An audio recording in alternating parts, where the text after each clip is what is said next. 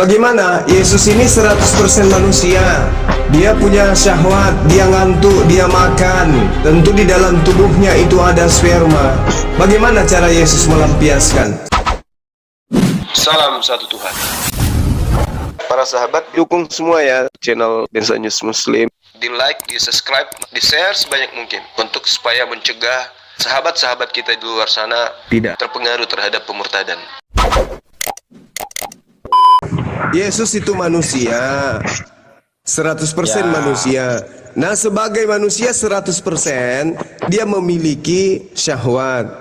Oke, dengan cara apa Yesus melampiaskan syahwat kelaki-lakiannya? Jawab. Oke, aku jawab ya. Karena Yesus, dia itu tidak yang kayak ngeres pikiran kita. Enggak. Loh, itu dia, Bang. Bukan masalah ngeres atau tidak. Gitu. Tunggu. Dia Segar, dengarkan. Kayak gitu. Segar, dengarkan. Dia Segar. tidak. Dengarkan. Itu maksudnya Yesus impoten. Segar, dengarkan. Segar. Tidak. Dengarkan saya. Segar, jangan ngarang bebas. Dengarkan. Ngarang bebas. Dengarkan saya dulu. Dengarkan. Anak-anak bayi ketika dia bangun tidur itu mengalami ereksi. Apakah mereka ngeres otaknya sampai kejantanannya itu nampak tegang gitu, ngeres? Enggak kan? Nah, Yesus itu 100% manusia dewasa. Makan dia, minum dia, makanannya enak-enak lagi, ikan goreng, madu. Nah, dia sebagai 100% manusia pasti memiliki sperma. Bagaimana cara Yesus melampiaskan sperma yang ada pada dirinya? Apakah dia 501, mimpi basah, atau menikah? Ini 3 pilihan. Pilih yang mana? Dia kan rabi tuh. Kalau rabi kan identik, pasti sudah punya istri. Bisa jawab, Bang. Ya, silakan. Bisa jawab, Bang. Silakan. Oke, ini ya dia jelas dia jangan disamakan dengan Muhammad ya, Bang. Yang penuh Memang enggak. Nabi Muhammad SAW beristri. Yesus tidak beristri, makanya muncul pertanyaan. Yesus tidak beristri katanya. Nah, bagaimana cara Yesus melampiaskan spermanya? Oh, jangan kejang-kejang dulu, Bang. Nanti saya Yang kejang Bang. siapa yang kejang? Siapa yang kejang di sini? Lu dibilang Muhammad bersyahwat langsung lu kejang-kejang. Oh, saya tidak saya tidak menyangkal. Beliau punya istri, beliau melampiaskan dengan cara halal. Dia manusia, wajar dia punya anak, dia punya keturunan. Walaupun pertanyaan saya, Yesus itu manusia 100%. Otakmu nggak nyampe. Sebagai manusia, saya bertanya, dengan cara apa Yesus melampiaskan spermanya? Apakah 501, atau dia mimpi basah, atau dia nikah? Gitu loh, Bang. Iya, ngerti saya, Bang, pertanyaan. Dia tidak apa jawabannya? apa-apa, Bang. Kenapa bisa? Kalau dia tidak melampiaskan apa-apa, buktinya ketika dia lapar dia cari makan, ketika dia ngantuk dia tidur. Berarti ketika dia naik libido dia ngapain? Dia bukan kayak Muhammad yang punya nafsu birahi. Itu dia jawabannya. Kenapa Anda identikkan Tuhan Anda dengan manusia Nabi Muhammad? Bukankah Yesus itu Tuhan? Kan lucu Anda. Iya. Anda merendahkan Tuhan Anda, menyetarakan dengan manusia. Katanya Tuhan itu tidak setara dengan makhluknya. Maka pertanyaannya, karena dia di hari ke-8 nonotnya dipotong. Tentu pada saat nonotnya dipotong itu membuktikan dia punya nonot. Nah, sekarang ketika dia remaja dewasa, dia makan, dia minum, pasti punya sperma. Dengan cara apa dia melampiaskan spermanya? Ayo, jawab. Dia nggak pernah melampiaskan, Bang. Dari mana Anda tahu? Dari mana Anda tahu? Dari mana Anda tahu? Nggak ada ayatnya yang bilang kan? Tidak ada juga ayatnya tidak ada juga ayatnya dia tidak melampiaskan syahwatnya. Tidak ada. Sementara dia manusia 100%. Dengarkan.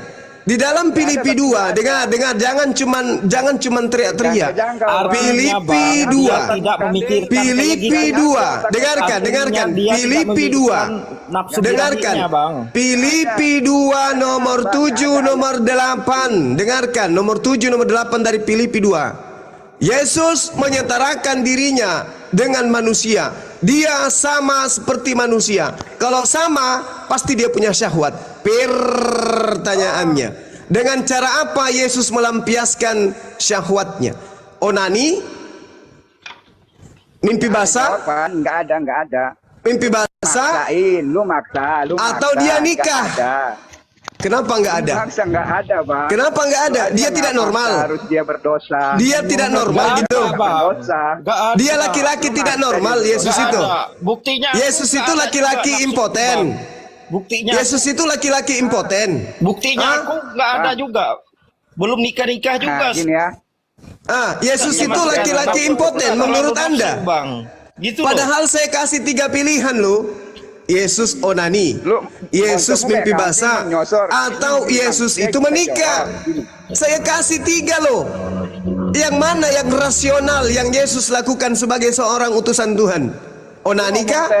Mimpi basah kah? Atau menikah? Moncomu diam dikit saya jawab. Silakan. Tidak ada semuanya, Bang, yang kau narasikan itu. Silakan. Setuju nggak? Saya jawab dulu, Bang. Diam dulu kau. Saya nikah umur 21 tahun. Saya sudah punya sperma dari umur 14 tahun. Dari umur 14 tahun sampai 21 tahun, saya nggak pernah onani, nggak pernah masih perjaka. Terus kalau Yesus lebih hebat dari saya, kenapa dia harus melampiaskan? Begitu loh, Bang, logikanya kau dipakai. Saya sudah ngaceng itu, udah kontol good, berdiri udah umur dari SMP. Saya perjaka sampai umur 21 tahun, Bang. Di mana saya melampiaskan? Apalagi Yesus yang suci, apa dia punya syahwat, apa punya nafsu seperti Muhammad. Otakmu ditarik, Bang. Ngomong apa sih? Logisnya. Lantas kalau mana? Bes, suaramu pecah, Bes. Dia memang sengaja. Kak Juma tadi mana? Di mana ada orang merasakan lapar, merasakan ngantuk, tapi dia tidak punya nafsu. Saya kasih contoh, Bang. Contoh apa? Kontolku udah berdiri dari umur 14. Bahasamu dijaga. Kamu ini orang tuamu ngajarin akhlak tidak? Jawab dulu, orang tuamu, kamu sekolah tidak? Siapa aja orang yang mengajari kamu yang namanya akhlak dalam berdiskusi? Tidak. Emang kalian jawab.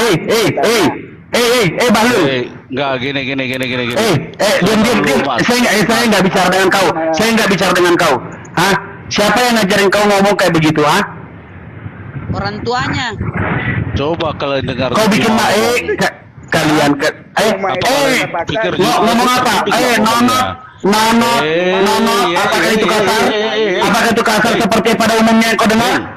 Apakah itu kasar seperti pada umumnya? Saya dengar, saya punya kuping. Saya punya kuping. Hah? Apa? Saya punya kuping. Apa? Mau ngomong apa? Hah? Suaramu nggak kedengeran.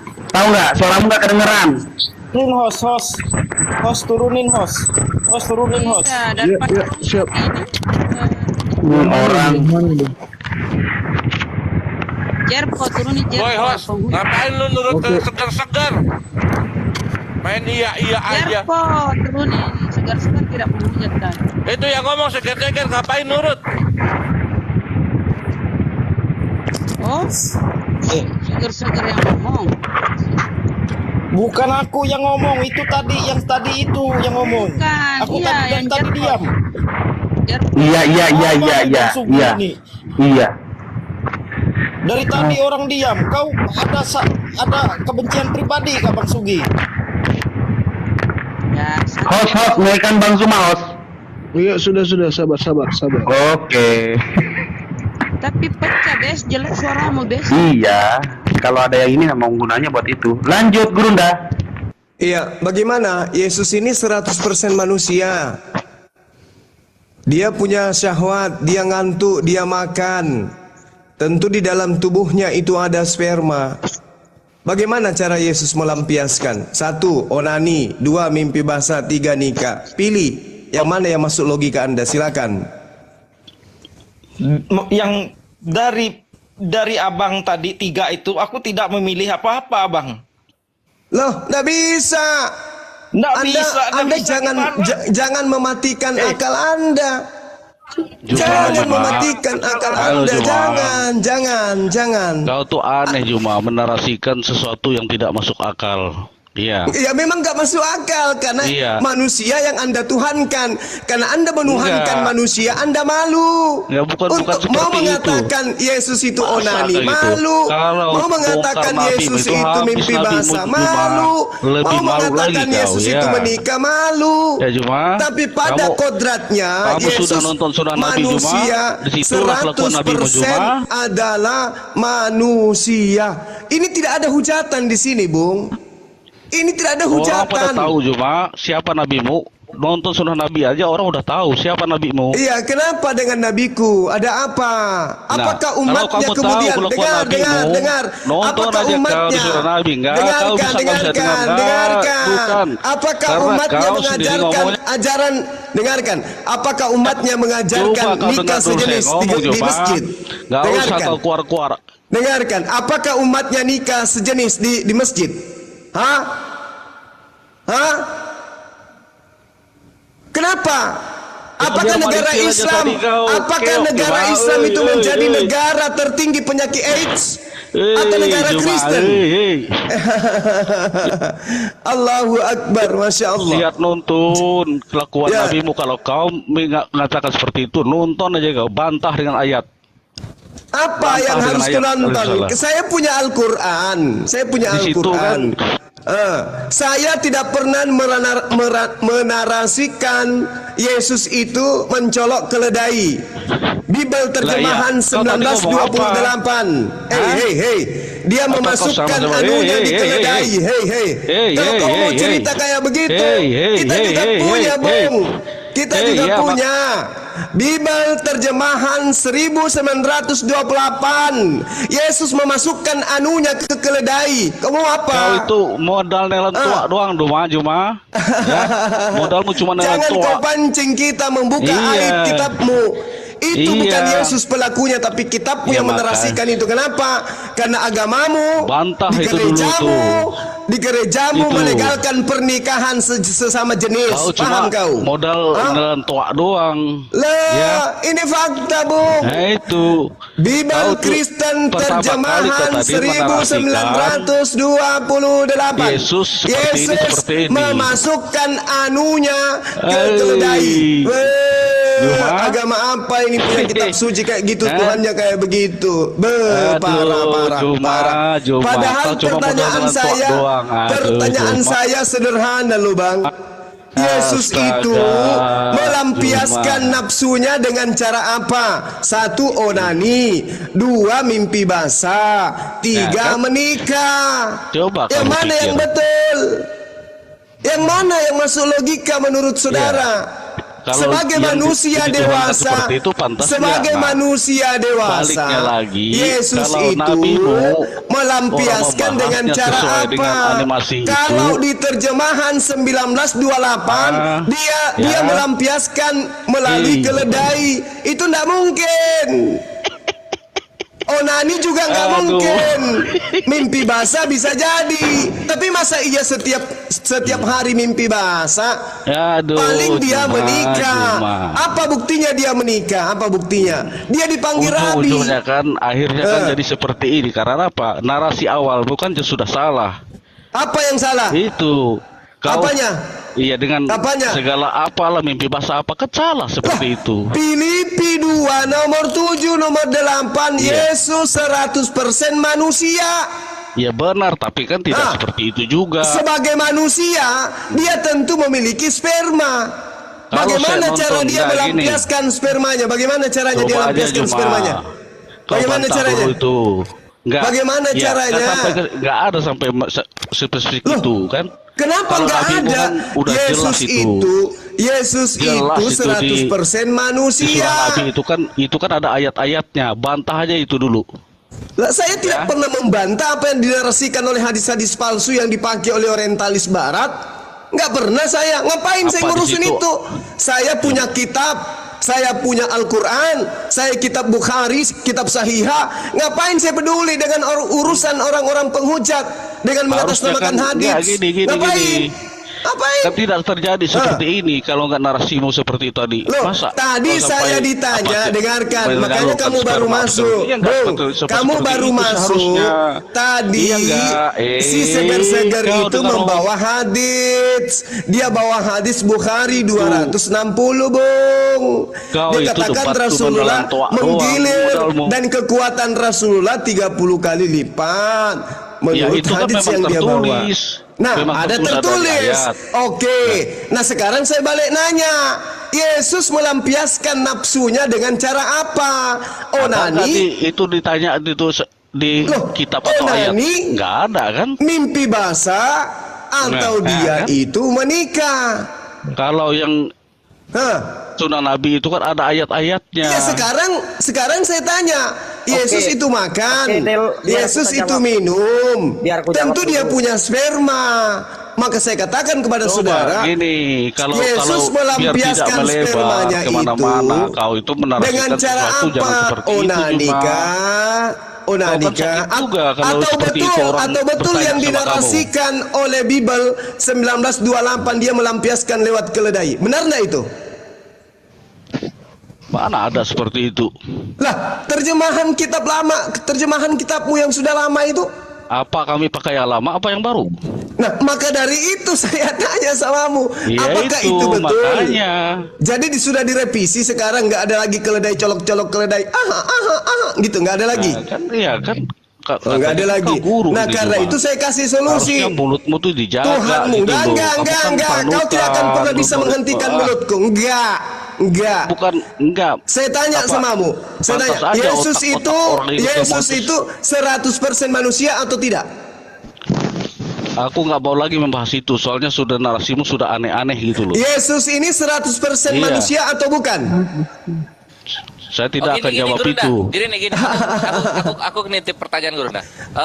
Del, berat, kan? Yesus itu Oi, 100% manusia atau 100% manusia nggak normal? Nggak usah kalian tanyakan itu lagi, karena tadi nggak mau, Juma ya, itu ya. sudah aneh-aneh narasinya tentang Loh, Yesus itu. Kenapa Kan makanya sampai aneh-aneh, Bung? saya Kenapa ngomong itu, aneh-aneh? saya Kenapa ngomong pun aneh-aneh? sesuai dengan ayat, karena memang ada tertulis kayak di surah Nabi. Saya bilang itu kan memang ada Iya, Bang. ayatnya disertakan Ini, itu. Ini dalilnya nih. Ada yang Melainkan telah mengosongkan dirinya dan mengambil rupa seorang hamba dan menjadi sama dengan manusia.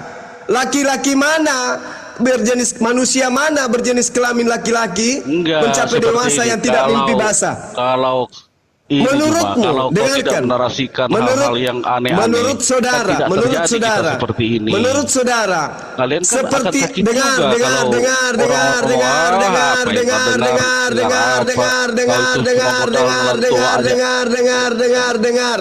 Laki-laki Kamu kan mencapai sendiri kan balik, sakit dengarkan. kan kalau diginikan, Laki-laki ya kan? mencapai balik Cuma- itu tanda-tandanya apa? Cuma Kalau wanita kan haid, kalau laki-laki, modalmu cuma adalah kalau wanita kan haid, kalau kamu pikir laki-laki, semua orang itu takut sama kamu Juma? kok masalah takut? Kok Iya, masalah makanya, takut? Gurunda, kamu ini aku pikir nitip orang dalil Gurunda, aku nitip dalil lah itu supaya dia jangan ini. jangan Iya, kau silakan, sampai silakan. Ini macam-macam jangan dibawa gitu di loh. gereja emang. Ya itu. Nah, ini. Silakan. Dibesarin host. Sebab aku cemburu. Host, tidur hostnya. Aku cemburu. Kau Terus? cuma modal nelan tua aja. Loh, Tuhanmu di surga nanti menjadi mempelai laki-laki. Yeay. Dihajar malikil aja Itu kau tadi keok. Guruda. Sebab aku cemburu kepada kamu dengan cemburu ilahi. Karena aku Kasih. telah mempertuhankan kamu kepada satu laki-laki untuk membawa kamu Malu ini punya itu, Tuhan. Kores? untuk membawa Malu. kamu Apa sebagai itu? Malu punya Pembawa Tuhan. suci Comot ayat. kepada Dan yang siapa? kalian narasikan sebenarnya kalian Kepada tidak mengerti Kristus. gitu loh. Nah ini Saya nih, ketawa ini aja Guruda lihat dalilnya nih. ayat-ayat yang kamu bawa itu, Kores. Malu punya Tuhan Karena kayak kamu ambil gitu. cuma sepotong-sepotong itulah Sepotong-sepotong. jangan Dibaca supaya deh, dibaca semua deh baru terus balik lagi kalian dijawab deh. narasikan lagi. Ini diturunkan Itu. aja host. Turunkan aja nggak ada Itu ilmunya. ya, cuma Emang nggak usah kenapa kau turunkan, Turunkan, cuma turunkan. Kenapa kalau perawan suci kepada Kristus emang kenapa? Turunkan. Ya tertulis kok malu.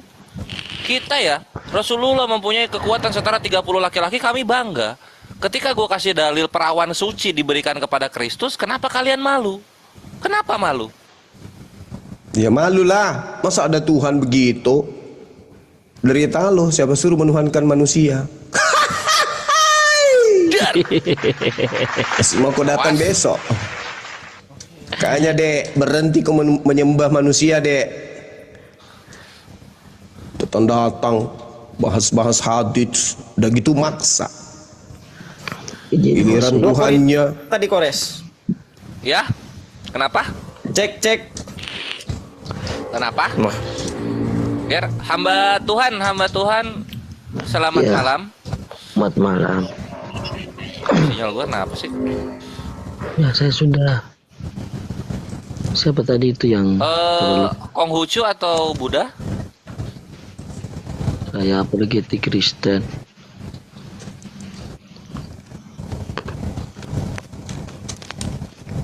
Halo host. Kores. 2 Korintus berapa?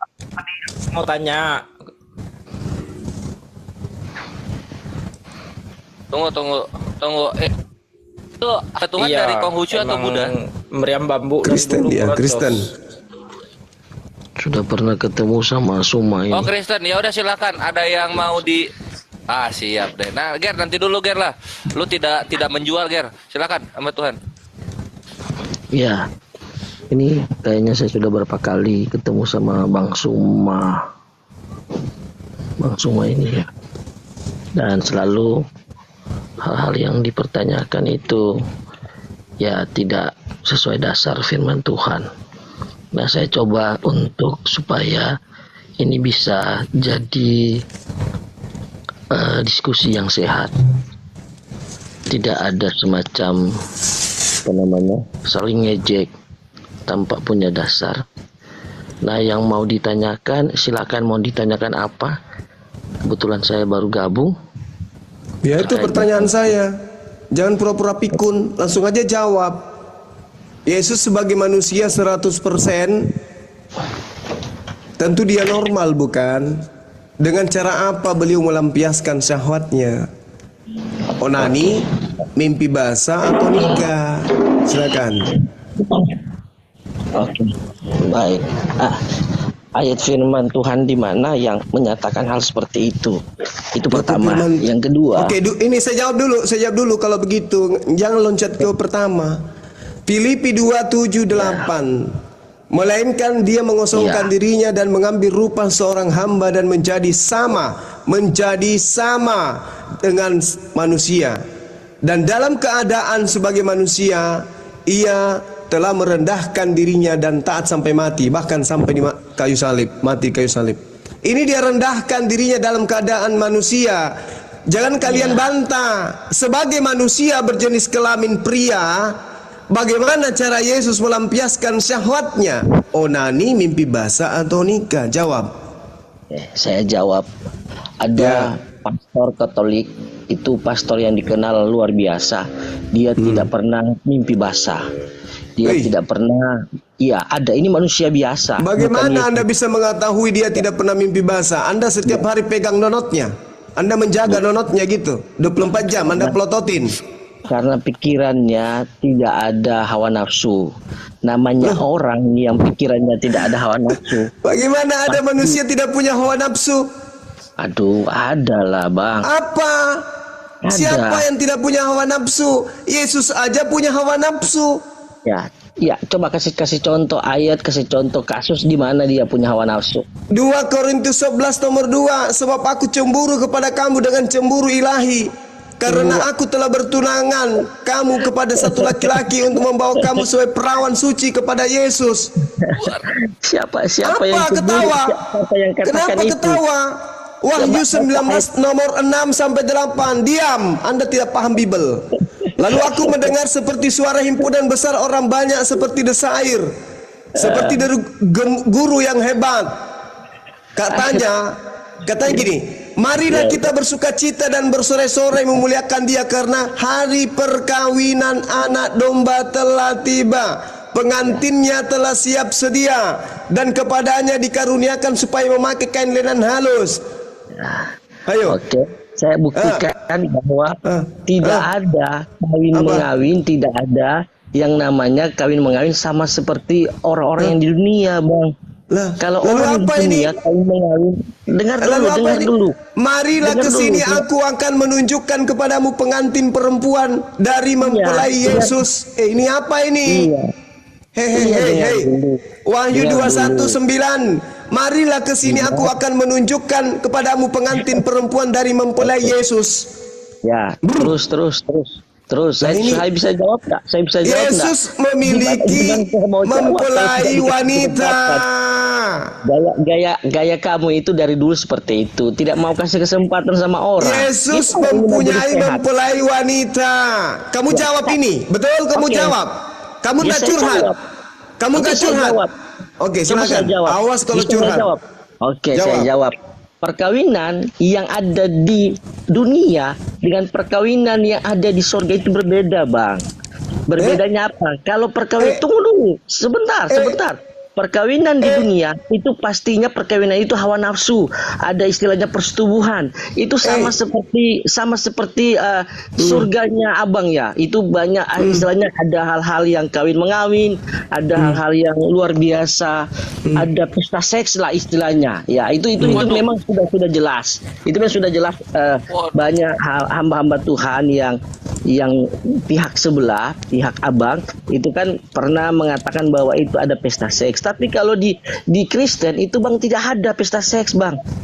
Lalu apa ini? Kalau dia adalah mempelai laki-laki. Apa mempelai laki-laki bukan pesta seks katanya? Anda belajar di mana? Berbeda. Apa bedanya? Ini perkawinan. Bahkan Yesus menjanjikan 100 istri bagi pengikut-pengikutnya di surga. Ayo. Curhat. Aduh, ini open cam ini jadinya ini. Curhat. Coba. Besarin host, minta tolong host, besarin. Coba. Bang Juma, saya jawab. Jadi ini lukisan. Ini lukisan pernikahan anak domba atau perkawinan di sorga, dilukis oleh Jenny McLaughlin. Nih Yesus nih.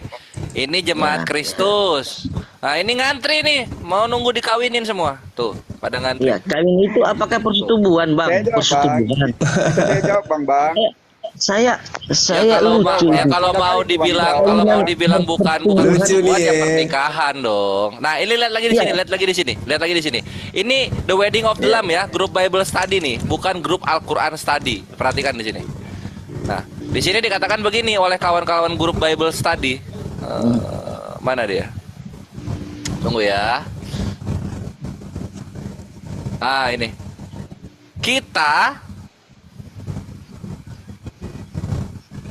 Kita yang dikenal sebagai Kristen akan mengambil nama dari suami kita. Siapa suami kita? Tuhan Yesus. Ya, tidak ada persetubuhan. Tidak ada persetubuan. Saya jawab, Bang. Tidak ada persetubuhan. Kamu udah pernah ke sana? Saya jawab itu, Bang. Ya, ada bukti. Kamu udah pernah ke sana? Ya, ada bukti. Mana ada? Justru ini perkawinan itu dikatakan dengan bahasa Yunani gamos. Gamos itu perjamuan kawin. Kamu ngerti kawin? Bisa jawab, Bang. Iya benar kawin, Bang. Tapi beda, apa Bang. tuh? Kawin di sorga kita dengan kawin di sorga Islam beda. Loh, Di surga Islam. Iya, Kenapa? gini Guna, aku ikut jawab Guna dikit. Jadi kalau di Islam itu ya kawan-kawanku, yang kawin itu adalah makhluk dengan makhluk. Kalau kalian tuh Tuhannya mengawini makhluk itu loh. Makanya kami juga nggak bisa ini kalau yang saya sama. mau jawab, Bang. Otak kalian nggak nyampe situ. Otak kalian nggak nyampe. Otak kalian nggak nyampe. Banyak baca lah. Ini saya jawab ya. Jadi jemaat orang Kristen itu dilambangkan dengan pengantin wanita dan Wush, lambang nih. Pantesan pas meninggal pada pakai jas ya. Lambang nih. Bang Gores, coba bukakan Yesaya 54 Bang Gores. Yesaya 54 ayat 1 sampai 5 Bang Gores. Pesta di sorga itu Bang Gores. Iya, ini menuju Ustaz. Oke. Yesaya Giliran 54 Bang Gores. Giliran Itu Tuhan ketabo mengawini beda. tanda-tanda. Kawin kita beda katanya. Kalau kawin Kristen pakai sabun. Kalau kalian pakai wanita, Kristen pakai sabun. Sabun, rinso. Otaknya kan selangkangan. Lo tidak bisa. Yesus menjanjikan kok pengikutnya memang situ pengikutnya. Emosi ya. Emosi nih ya. Nah, coba bacakan itu deh. Oh ya, oke. Bacakan, Nah, ini bacakan. saya 54 ya, saya 54 kita baca dulu. Bre, ini sebelum gua bacain, gua kasih tahu dulu. Tuhan lu kalau kasih perumpamaan, kalau enggak zina kawin, cuma 2 itu otaknya. Kita lanjut ya. Yesaya 54 nomor 1. Bersorak-sorailah hai si mandul yang tidak pernah melahirkan. Bergembiralah dengan sorak-sorai dan memekiklah hai engkau yang tidak pernah menderita sakit bersalin. Sebab yang ditinggalkan suaminya akan mempunyai lebih banyak anak daripada yang bersuami. Firman Tuhan. Ayat 55-nya. 54 Oke. aja. Yang 5 langsung. 54. Iya, ini 54. Oh iya. Yang 5 langsung. Iya. Oke. Sebab, Pak, ini kawan-kawan, sebab yang menjadi Hikmat suamimu dulu baru baca Alkitab, Bang. ialah Minta dia hikmat yang dari menjadikan Tuhan. engkau Minta hikmat Tuhan dari Yesus. semesta alam. Yang menjadi penebusmu Kalian ialah yang orang Maha Islam Kudus, nggak akan Allah paham. Israel. Nggak Ia disebut akan Allah ngerti. seluruh Kalian bumi. nggak dikasih hikmat. Tuh, ini Tuhan Kalian itu nggak suka yang dikasih mandul. hikmat. Nanti mandul tuh jadi melahirkan dia. Kalian harus percaya Yesus dulu baru kalian dikasih hikmat. Saya percaya Yesus daripada kamu, dibanding kamu saya lebih percaya Yesus daripada kamu. Luar biasa. Haleluya, puji Tuhan. Kalau kamu Nenek lu kiper, kamu belum sadar ya kalau kau itu tidak percaya Yesus. katanya percaya kok nenek lu. Iya, saya percaya. Apa yang dikatakan sekarang gini, menurut Yesus, apakah dia itu utusan Tuhan atau Tuhan itu sendiri? Jawab. Dia Tuhan dan dia juga utusan Tuhan. Di mana dia mengatakan dirinya adalah Tuhan yang mengutus Tuhan? Di mana dia mengatakan bahwa dialah yang mengutus dirinya? Di mana? Kamu yang ngomong tadi. Loh, kamu yang mengatakan dia utusan Tuhan dan dia juga utusan, dia adalah Tuhan. Mana pengakuan Yesus? Kan saya tanya samamu. Mana pengakuan Yesus? Menurut Yesus, dia itu Tuhan atau utusan Tuhan? Ya. Dia itu Tuhan. Mana pengakuan Yesusnya? Nanti kamu bilang itu logos lagi. Kalau saya bilang baca di yang Yesus bilang akulah guru dan Tuhan. Lah bukan Tuhan di situ, kurios memang kok. Saya sudah pernah jawab Alkitab ini, kitab ini. Kamu aja yang memperbodoh diri, kamu aja yang memperbodoh diri. Itu Lord. Kamu aja yang memperbodoh diri. Kamu memperbodoh diri karena kau bukan pengikutnya. Kau itu pentuhan, kau itu korban Romawi Yunani. Yesus itu hanya untuk Bani Israel, bukan untuk Romawi Yunani, bukan untuk Belanda. Pertanyaan lu tuh balik-balik. Bang Suma. Sudah dijawab semua. Halo Bang Suma. Sampai kapan sih pertanyaanmu yang seperti Pertanyaan saya dari tadi Anda tidak jawab kok. Yesus manusia 100%. Dalilnya ada. Filipi 2 nomor 7 nomor 8. Dia datang dalam keadaan seperti manusia. Pertanyaannya, sebagai manusia, dia melampiaskan nafsunya dengan cara apa? Onani, mimpi basah, atau nikah? Jangan turunkan ya, saya jawab jangan turunkan ya. Tadi saya jawab, saya diturunkan. Apa jawabanmu? Saya perbandingkan dengan saya, Bang. Saya umur 14 tahun, saya sudah berdiri kemaluan saya. Saya nggak onani, saya nggak ada pikiran nafsu, saya nggak ada sedikit pun untuk merasakan untuk berhubungan seks. Sampai saya menikah umur 21 tahun. Oke, kamu tidak pernah mimpi basah? Pernah. Nah Saya itu, berapa kali. bagaimana dengan Yesus yang 100% manusia? Saya nggak pernah lihat. Tapi kalau kamu tanya saya pernah mimpi basah, saya pernah. Ya, Yesus bagaimana? Dia 100% manusia. Ini. Dalam keadaan sebagai manusia, berarti Yesusmu kalau dia tidak onani, berarti dia mimpi basah. Kalau dia tidak mimpi basah dan tidak onani, berarti dia menikah. Sebelum dia balik, sebelum dia mimpi basah, berarti dia menikah duluan. Pernikahan dini dong. Pilihanmu nggak ada yang benar, cuma kok tidak ada yang benar? Kutanya samamu, Yesus itu berapa persen manusia? Udahlah, sudah tahu loh maksudmu. Lo mau paksa Yesus itu harus seperti Muhammad? Nggak usah lah. Nabi Muhammad Sallallahu Alaihi Wasallam itu menikah. Saya tidak bilang Yesus menikah loh. Saya bilang sebagai manusia 100%, Filipi 2 nomor 7 nomor 8, Yesus itu melampiaskan syahwatnya dengan cara apa? 501 kah? Mimpi basah kah? Atau menikah? Ada solusi loh. Menikah kenapa berat kali? Yesus nggak punya hawa nafsu. Dari mana Anda tahu Yesus tidak punya hawa nafsu? Sementara dia kalau lapar cari makan. Loh, makan kok samakan dengan nafsu seks? Sekarang begini, dengarkan. Kalau manusia itu makan, apakah sebagian daripada saripati makanan itu menjadi sperma atau tidak? Jawab. Jangan samakan otak Muhammad dengan otak orang pengikut Yesus. Loh, kenapa jadinya kepada Nabi Muhammad? Ini kita sedang mengkaji kemanusiaan Yesus. Kenapa kau benci kali? Kenapa? Katanya kau ajaran kasih. Kenapa larinya kepada baginda? Yang kita tanya, apakah Yesus yang 100% manusia itu 501 mimpi basah atau dia menikah? Jawabannya adalah bahwa Yesus tidak punya hawa nafsu. Kalau dia tidak punya hawa nafsu, mustahil, karena dia makan. Muhammad yang penuh dengan nafsu. Saya tanya samamu, apakah ketika manusia itu makan, sebagian daripada saripati makanannya itu menjadi sperma atau tidak? Tanya dokter sana Zuma. Goblok. Emosi dia. Emosi. Makanya tinggalkan menyembah manusia. Andai saja Yesus Anda tidak tuhankan, pasti dengan percaya diri Anda akan mengatakan, kalau dia tidak mimpi, pasti onani. Kalau dia tidak onani, pasti dia nikah. Nah, kalau itu yang saya bilang. Tapi karena Anda sudah terlanjur menuhankan manusia, anaknya orang, Anda tidak mau jujur. Kenapa? Karena kalau Anda jujur, Anda malu. Lu maksain otak lu sama otaknya Yesus, lu maksain. Lah, kenapa Anda memaksakan Yesus tidak perlu kawin? Ya lu maksain otaknya Yesus harus sama dengan otak kalian. Loh, buktinya dia dicium sama seorang wanita. Buktinya dia dicium sama seorang wanita. Terus Yesus nafsu nggak? Lah, kalau dia tidak nafsu, berarti dia impoten. Kalau dia tidak nafsu kepada lawan jenisnya, berarti dia impoten. Betul Yesus impoten? Beda lah, itu yang saya bilang.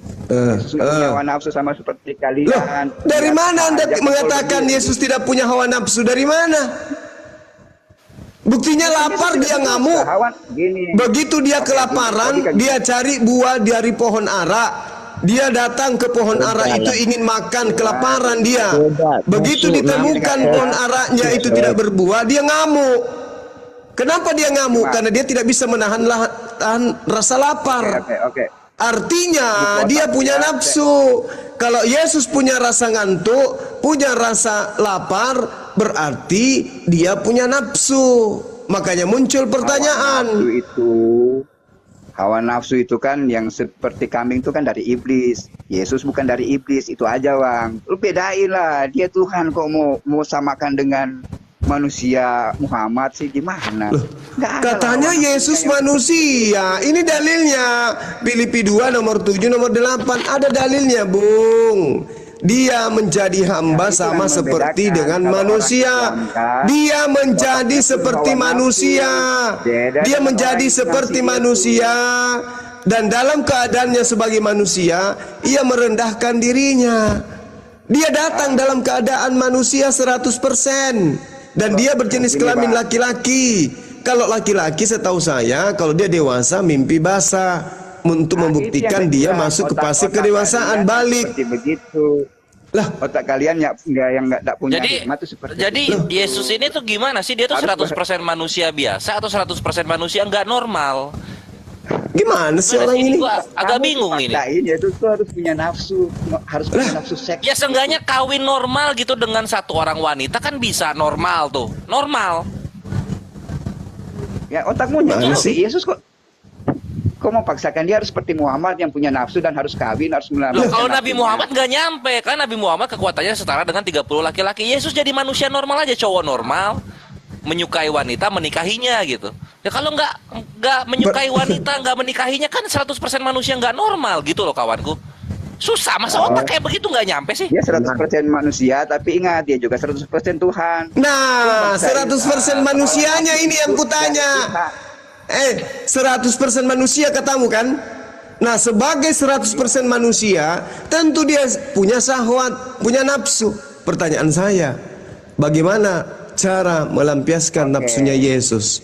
Onani, mimpi basah, atau dia menikah? Jawab. Wait. Alkitab mencatat Yesus tidak berdosa. Kalau dia punya nafsu, otomatis Alkitab tidak mencatat bahwa dia tidak berdosa. Aduh, aku masuk gak dikit dulu ya. Gini bre, kalau lu bilang Yesus tidak berdosa, kenapa waktu ada orang Yahudi ngelaporin ada pezina, Yesus malah ikut-ikutan nggak ngelempar batu? Padahal aturannya kan yang tidak punya dosa silakan melempar batu pertama kali. Yesus lempar nggak? Oh iya. Oh ngelempar dia. Oh bagus. Ini penghakiman kan bukan manusia. Kalau dia suruh manusia Nggak apa-apa, lempar, yang penting lu udah ngaku otomatis Yesus dia suruh melempar manusia batu. menghakimi. Nggak apa-apa, nggak Itu apa-apa. milik Tuhan, bukan milik manusia. Lah, Yang itu harus Yesus- menghakimi pelacur itu harusnya Tuhan, bukan manusia. Iya, Makanya Yesus bilang, kan ngomong. yang tidak berdosa, Barang siapa silakan yang lempar. tidak mempunyai dosa, Manusia itu silakan tidak melemparkan berdosa. batu pertama kali. Yesus kata lu ngelempar kan? Nah, nggak punya dosa dia. Sip. Bedakan Saudara, konteks. ini kita berdiskusi. Tidak ada unsur kebencian di sini. Tadi di awalnya saudara kamu Kristen datang membawa narasi tentang hadits Bukhari 260. Kita balik nanya kepada dia. Di dalam 2 Yohanes 1 nomor 7 nomor 8, dengarkan saya. Sebab banyak penyesat telah muncul pergi ke seluruh dunia. Siapa mereka? Yaitu yang tidak mengaku Yesus datang sebagai manusia. Barang siapa yang tidak mengaku Yesus datang sebagai manusia, maka dialah si penyesat, dialah Dajjal antikristus itu. Sekarang pertanyaan saya, Al-Quran yang menyangkal dia disalib. Anda tunggu, tidak ada hubungannya. Kita tidak tanya bahas itu. Kita tidak bahas itu sekarang. Anda imani tidak Yesus datang sebagai manusia? Jawab dulu. Anda imani tidak Yesus datang sebagai manusia? Oh iya.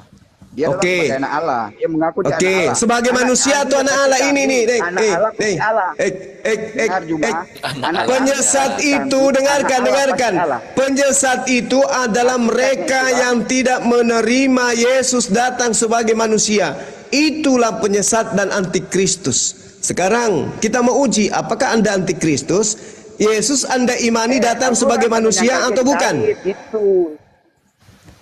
Yesus Anda imani sebagai manusia atau bukan? Menjadi seperti manusia, bukan. Saya ulang. Tidak ada dikatakan menjadi seperti di sini. Dikatakan telah datang sebagai manusia. Pertanyaan saya, apakah Anda mengimani Yesus datang sebagai manusia? Iya, di Alkitab nulis begitu. Oke. Masalahnya di mana, Bang? Nah, harus dia manusia. Kalau tidak, Ini, Bang. maka Anda adalah antikristus.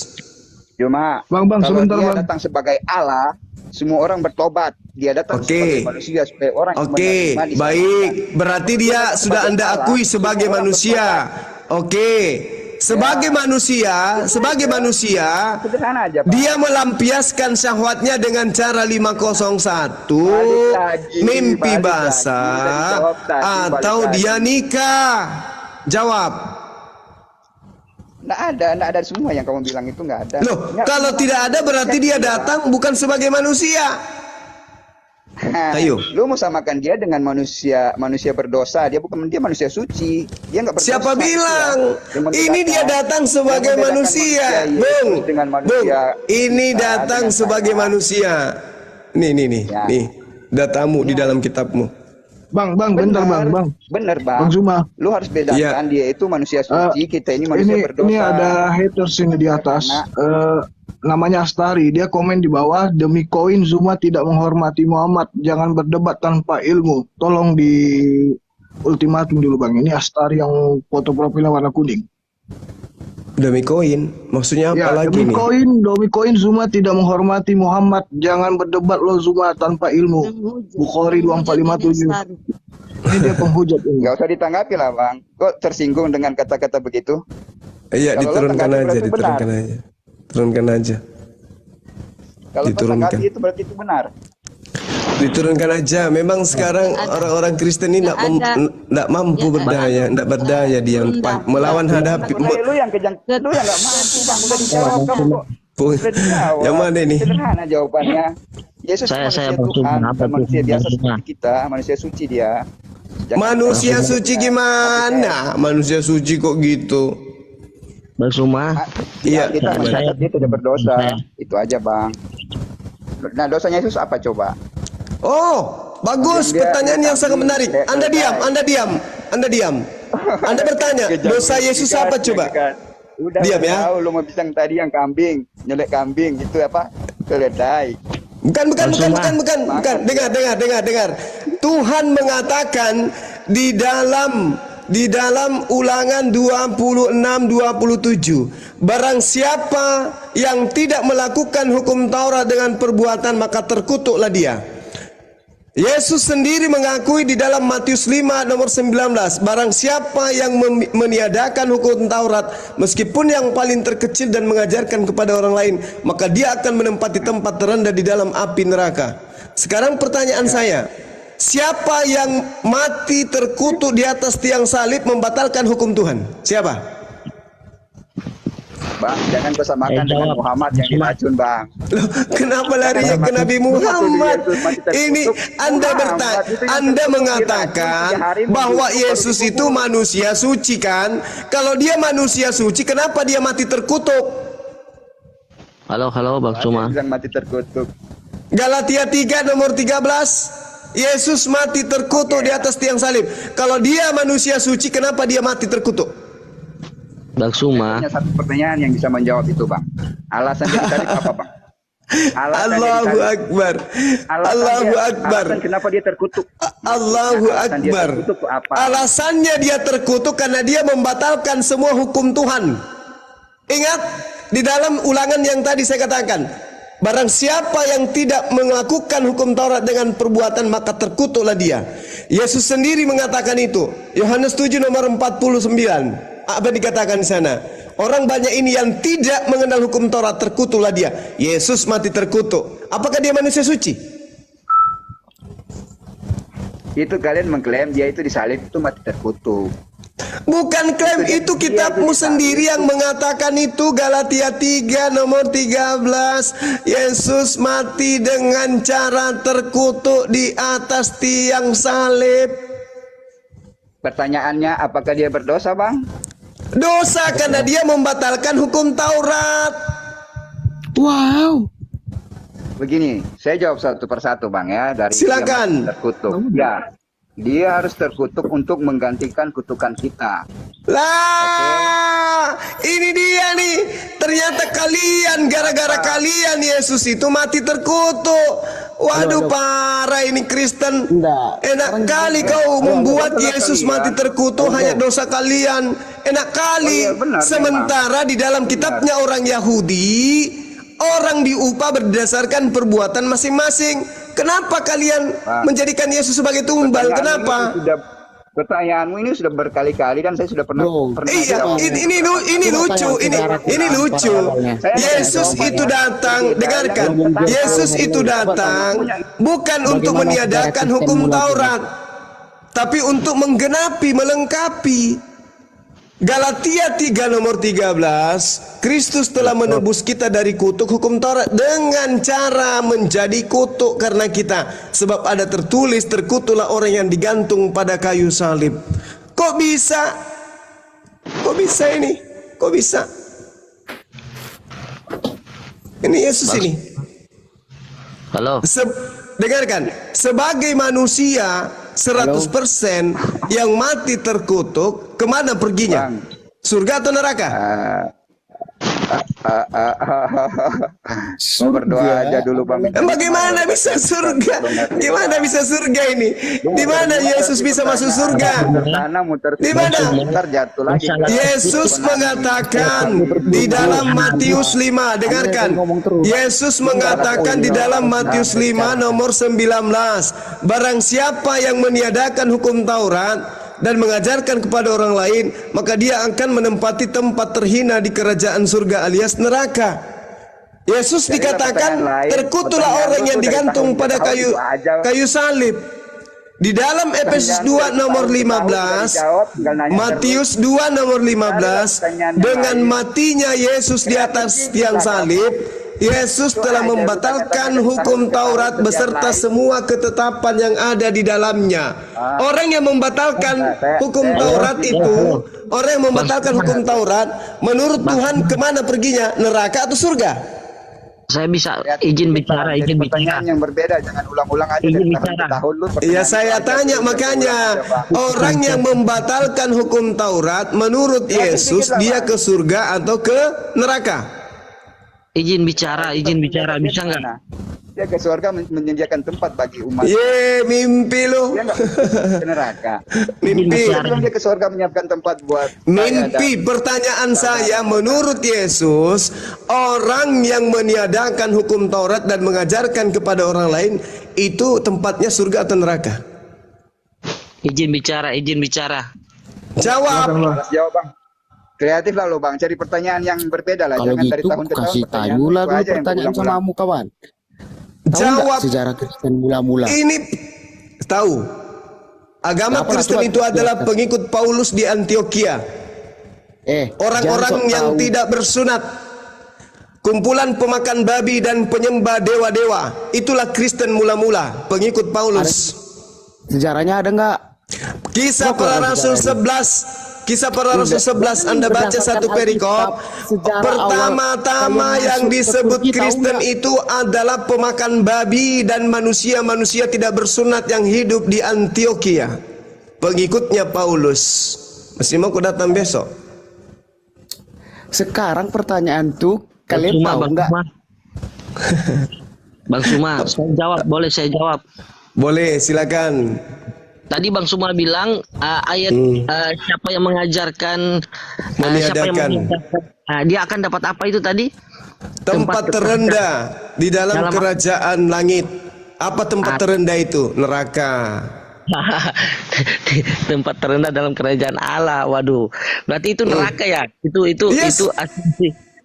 Tempat terendah dalam kerajaan Allah. Berarti dalam kerajaan Allah itu Bang Suma tahu enggak, dalam kerajaan Allah itu ada tingkatan. Ada istilahnya itu yang ketujuh. Nah, itu disebut neraka di situ. Di kerajaan Allah itu enggak ada tingkatan, Bang Suma katakan itu mana neraka. dalilnya? Mana dalilnya ada tingkatan? Di kerajaan Tuhan itu ada tingkatan. Mana dalilnya? Enggak ada, kerajaan Allah itu enggak ada tingkatan. Ngaur aja kalian nih. Kau yang ngawur. Kita ya dulu kayak sejarah Islam, coba jelaskan sama saya. Sejarah Kristen itu di Antioquia mula-mula disebut Kristen. La haula wala quwwata. Di mana? Kisah Para Rasul 11. Jelas dikatakan di Bukan sana. sejarah di Alkitab, sejarah benar-benar kalian mendidik. Kalau sejarah Kristen, kamu harus mengawali dari Kekaisaran Roma. Iya, Kak Kekaisaran Ros. Roma itu kan dia Jadi yang mana menaklukkan umat. sejarahnya Kristen pertama kali, yang mana yang ingin kau sampaikan? Sejarah Kristen pertama kali itu Kristen. Yang mana? Yang mana Kristen pertama kali? Yang mana?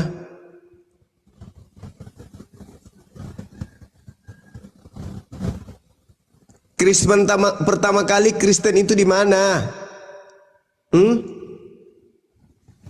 Halo. Halo. Bang Suma, Halo. halo. Ya. Bang Suma. Kristen pertama kali di mana? Suma, tunggu, saya satu-satu dulu. Tadi kan ditanya bahwa surga itu ada tingkatan. Ya, saya jawab pakai ayat ya. Ya. Wahyu berapa? Dia bawa Paulus pasti, dia bawa Paulus yang aku telah melihat orang Kristen, nah gitu Guruda.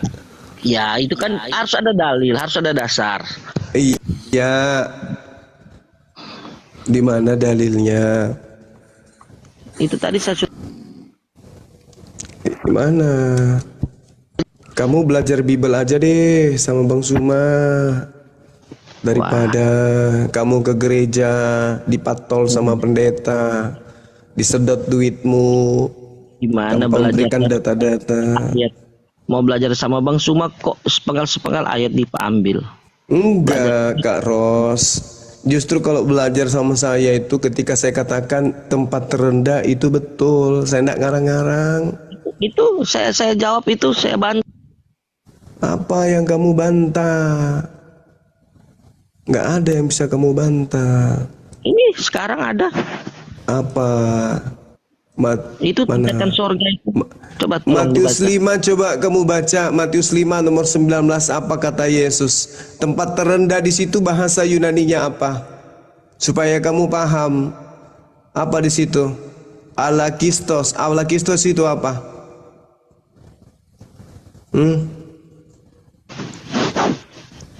Paling hina. Jadi tempat paling hina di mana? Tempat paling hina di mana? Elakistos bahasa Yunaninya bukan terendah, tetapi paling hina. Di mana itu tempat paling hina? Ya, di dalam kerajaan Allah, di dalam kerajaan Allah itu ada tingkatan. Iya, menurut kamu tempat apakah di surga itu tempat terhina? Itu bukan hina, kan paling rendah. Itu yang saya bilang tadi. Bahasa Yunaninya elakistos. Elakistos artinya paling hina. Berarti paling rendah di situ terjemahan yang salah. Harusnya paling hina. Paling hina itu neraka. Itu. Gimana? Terjemahannya terendah. Bukan rendah, Kak Ros. Itu jelas dikatakan di sana paling hina. Makanya belajar dari sumbernya, aku bilang kan, elakistos itu bahasa aslinya. Elakistos itu artinya paling hina. Dia akan menduduki tempat yang paling hina di dalam kerajaan langit. Bukan dikatakan kerajaan surga, karena surga itu paradiso. Sementara di sini adalah Uranos. Uranos itu langit, beda dengan surga. Jadi kamu dipatol, dibuat olol-olol sama Bibelmu sendiri. Terjemahan yang sesungguhnya, dia akan menduduki tempat terhina di dalam kerajaan langit. Neraka itu di langit. Neraka itu adalah kerajaan Tuhan, tetapi kerajaan yang paling hina. Nah, orang yang meniadakan hukum Taurat, meskipun yang paling terkecil kata Yesus, dan mengajarkan kepada orang lain kata Yesus, akan menempati tempat terhina di dalam kerajaan langit. Sementara Paulus mengatakan di dalam Efesus 2 nomor 15, Yesus membatalkan hukum Taurat beserta semua perintah yang ada di dalamnya. Kalau begitu Yesus menempati tempat apa? Di kerajaan langit. Tempat tertinggi apa tempat terhina? Ya itu coba kita kasih ayat Alkitab, kasih ayat bahwa tadi kan Bang Suma bilang bahwa Yesus itu berdosa karena membatalkan. Ya yes, betul. Membatalkan. Nah sekarang kita kaji hukum Taurat itu kan bukan 1-2 hukum di dalamnya. Kan tidak ada dibatalkan semua. Yang dibatalkan itu yang pertama terkait dengan penghapusan dosa, terkait dengan domba sembelihan. Saudaraku yang ganteng, Efesus 2 nomor 5 di situ dikatakan semua perintah, segala perintah. Original teksnya mengatakan entole. Semua perintah yang ada di dalamnya. Baca coba Efesus 2 nomor 15. Baca tuh. Sebab dengan matinya sebagai manusia, dia telah membatalkan hukum Taurat dengan segala perintah dan ketentuan yang ada di dalamnya. Apa tuh? Semuanya dibatalkan. Bukan 10, bukan 20, bukan 30. Segala perintah. Jangan engkau ini, jangan engkau ini, jangan ada ilah lain, jangan engkau mencuri, jangan engkau berzina, jangan. Semua dibatalkan dengan matinya Yesus. Semua dibatalin.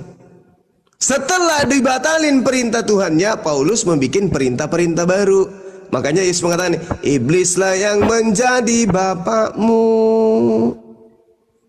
Dibatalkan dulu tuh dengan menjajakan Yesus. Setelah dibatalkan, bikin lagi Paulus surat-surat, 14 surat yang dia bikin. Itu untuk aturan-aturan baru yang dia bikin oleh Paulus itu sendiri. Nah sekarang perintah Tuhan atau perintah Paulus yang Anda ikuti? Perintah Paulus. Gitu loh Bang. Belajar itu begitu. Jadi kalau Anda mengatakan Yesus itu manusia suci, menurut fitnahan Paulus, Yesus itu tempatnya paling hina nanti di kerajaan langit. Apa itu? Neraka. Karena dia telah membatalkan hukum Tuhan. Dan memang itu betul. Di dalam ulangan yang saya katakan tadi, bahwasanya barang siapa yang tidak melakukan perintah Taurat dengan perbuatan, maka terkutuklah dia. Ulangan 27 nomor 26. Yesus lagi mengatakan di dalam Lukas 16:17, barang siapa yang meniada, lebih mudah langit dan bumi lenyap daripada setitik hukum Taurat itu batal. Terkutuklah orang yang tidak menepati perkataan hukum Taurat ini dengan perbuatan, dan seluruh bangsa itu haruslah berkata amin. Yesus meniadakan hukum Taurat, maka dia terkutuk. Kemana perginya manusia terkutuk? Ke neraka. Kata Tuhan dan kata Yesus. Yesus dimakan sumpahnya sendiri. Barang siapa yang meniadakan hukum Taurat meskipun yang paling terkecil dan mengajarkan kepada orang lain, maka dia akan menempati tempat terhina di kerajaan langit. Kata Paulus, Yesus mati di atas tiang salib untuk membatalkan hukum Taurat beserta segala perintah yang ada di dalamnya. Sama dengan Yesus menempati tempat yang paling hina di kerajaan langit alias neraka. Jadi kalau ada yang mengatakan Yesus ke surga, itu bullshit. Kalau ajaran Paulus itu benar, maka Lukas bullshit dengan mengatakan melihat Yesus duduk di sebelah kanan Allah Bapa di surga. Bullshit. Karena Paulus mengatakan Yesus membatalkan semua perintah hukum Taurat, maka tempatnya di mana? Tempat terhina di kerajaan langit, bukan di surga. Yesus berdasarkan Paulus, dia adalah di neraka, tempat terhina, bukan di surga. Oke? Gitu ya, teman-teman. Tepuk tangan dulu dong.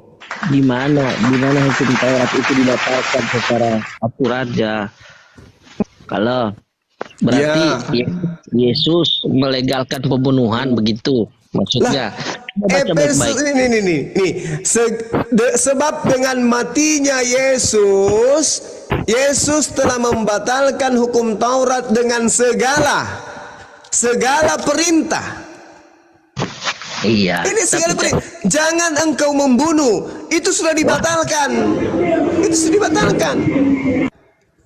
Berarti ini yang saya bilang, ada kesalahan pemahaman bahwa satu ayat ini dipakai untuk mengeneralisir bahwa kalau Yesus membatalkan perintah-perintah, ternyata yang diasumsikan itu perintah-perintah jangan membunuh ya. Begitu ya.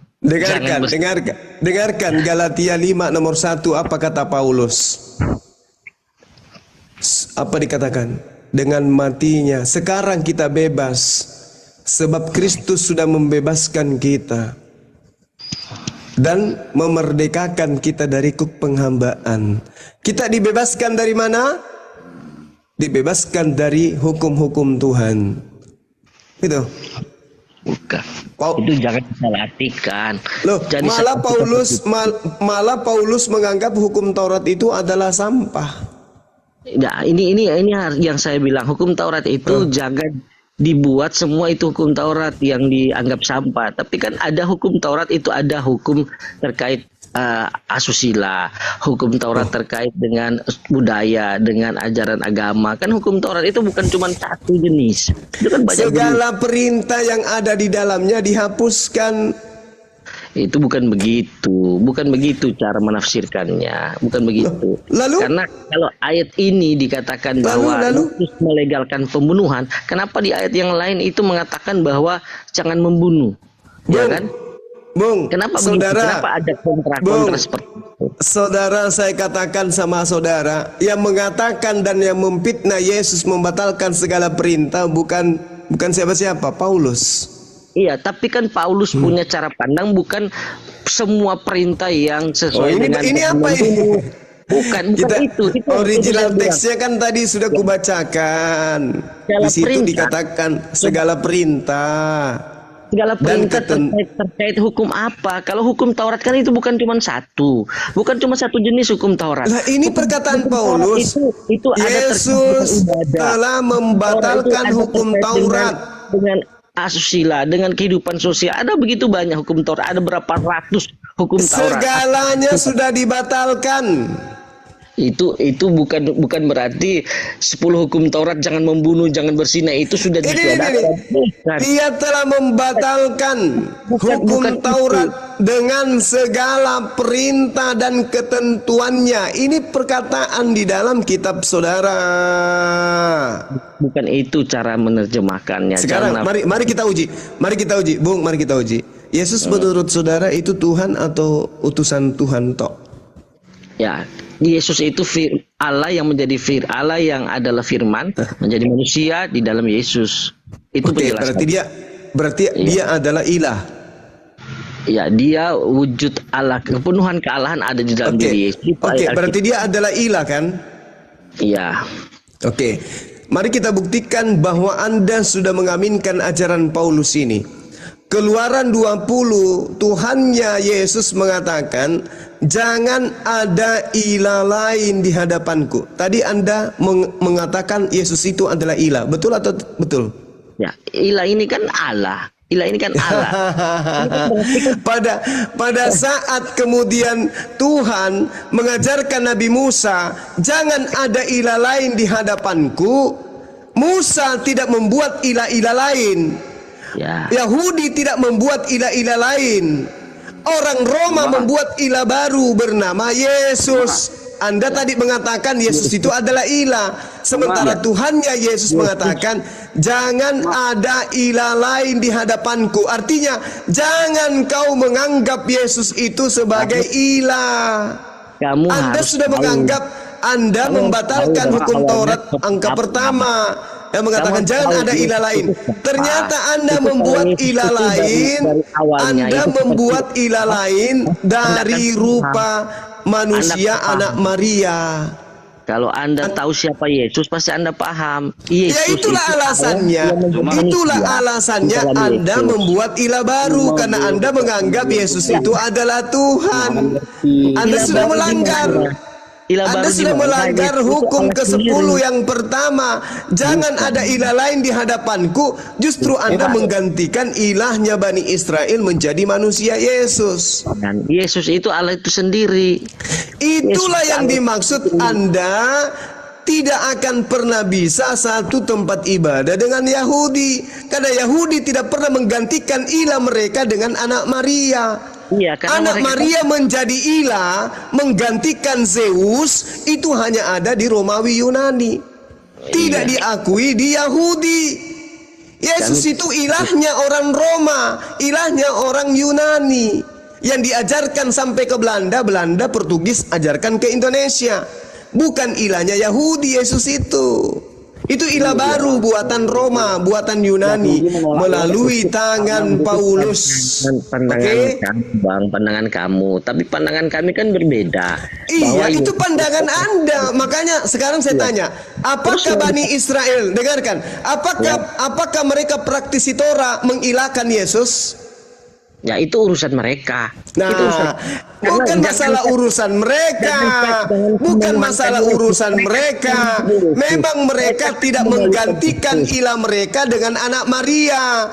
Anak Maria jadi ilah untuk menggantikan Zeus, dewa matahari, Horus yang diaminkan oleh Romawi dan Yunani. Jadi Tuhan kalian Yesus itu bukan Tuhannya Bani Israel. Yesus itu Tuhan hanya untuk Romawi dan Yunani saja. Oke? Tidak ada di ayat Alkitab itu mengatakan seperti itu. Loh, Tidak ada. Roma 14 nomor 9. Yesus, ini pengakuan Paulus kepada orang-orang Roma.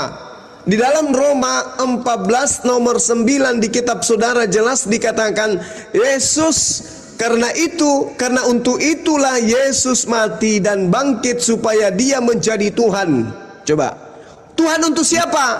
Untuk Romawi Yunani. Ini tidak laku ini. Ini tidak laku ini suratnya Paulus untuk Romawi, nggak laku. Nggak laku. Untuk seorang siapa? Untuk siapa? Ini surat untuk orang Roma. Namanya juga kitab Roma. Untuk orang Roma. Ini kitabnya Paulus tidak ditulis untuk orang Yahudi. Makanya dalam 1 Galatia 1 nomor 16-17, aku diutus kepada non-Yahudi. Berarti Paulus melantik Yesus menjadi Tuhan untuk non-Yahudi, termasuk Anda. Yesus semua orang, bukan untuk Yahudi. Ya, itu untuk Anda. Makanya saya tanya, orang-orang Yahudi percaya enggak kalau Hasem Tuhan mereka itu menjelma menjadi manusia? Percaya tidak? Kalau orang Yahudi sampai sekarang ada yang percaya, ada yang Siapa orang percaya dari Yahudi siapa? Orang yang tinggal Yahudi yang tinggal di Amerika. Yahudi yang tinggal di Jepang, di Cina. Mesianik ada. Mesianik itu siapa? Mesianik orang Yahudi, Mesianik itu. Ya, orang yang Yahudi yang Mesianik baru kemarin sore dibuat itu sekte, bukan orang Yahudi di situ. Allahu Akbar. Masya Allah. Masya Allah. La khawla wa la quwata illa billah. Jadi sekali lagi saudara-saudara, ya saya katakan kepada saudara, Yesus itu Tuhan untuk Bani Romawi dan Yunani. Sampai ke Kaisaran Belanda, ke Kerajaan Belanda, masuk ke Indonesia. Begitu juga Portugis, masuk ke Nusantara, mengajarkan tentang Katolik dan Kristen. Oke ya. Jadi ketuhanan Yesus, kerasulan Paulus itu tidak diajarkan oleh Bani Israel. Ajaran Kristen dan Katolik itu diajarkan oleh Roma dan Yunani. Mereka mengambil kitabnya orang Yahudi satu gepok diambil kitabnya Yahudi, ditempel di kitab Romawinya mereka. Maka ditulislah perjanjian lama, perjanjian baru. Ngapain coba kitabnya Yahudi nempel-nempel di kitabnya agama Romawi? Ngapain? Apa hubungannya?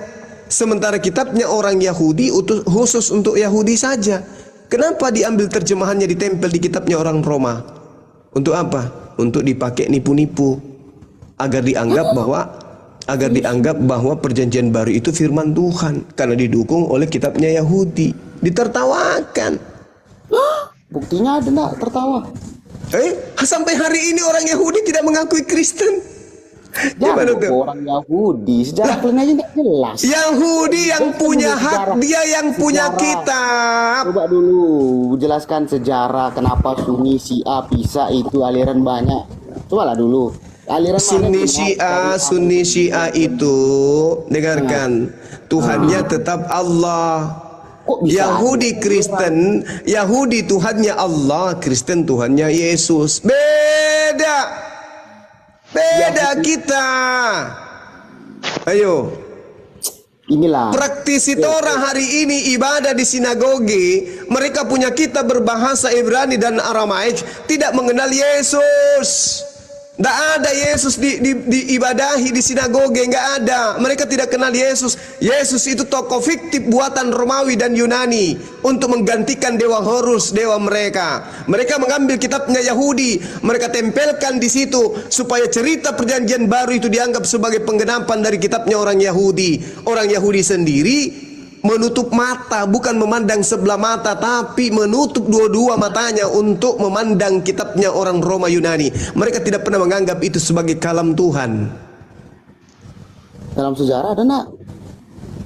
Dalam sejarah apa? Sampai hari ini, sampai hari ini Yahudi tidak pernah mengakui Yesus sebagai Tuhan. Sampai hari ini.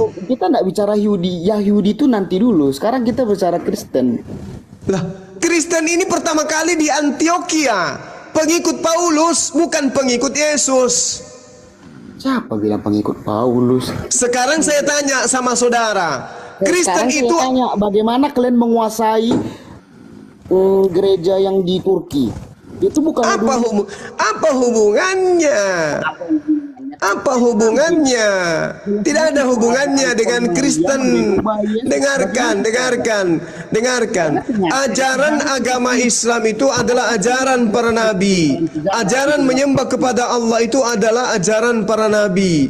Nabi-nabi kami sudah mengajarkan Islam. Abraham, Bang Suma, Ishak, Yakub, Musa, Daud, Salomo, Yesus, semua mengajarkan Islam.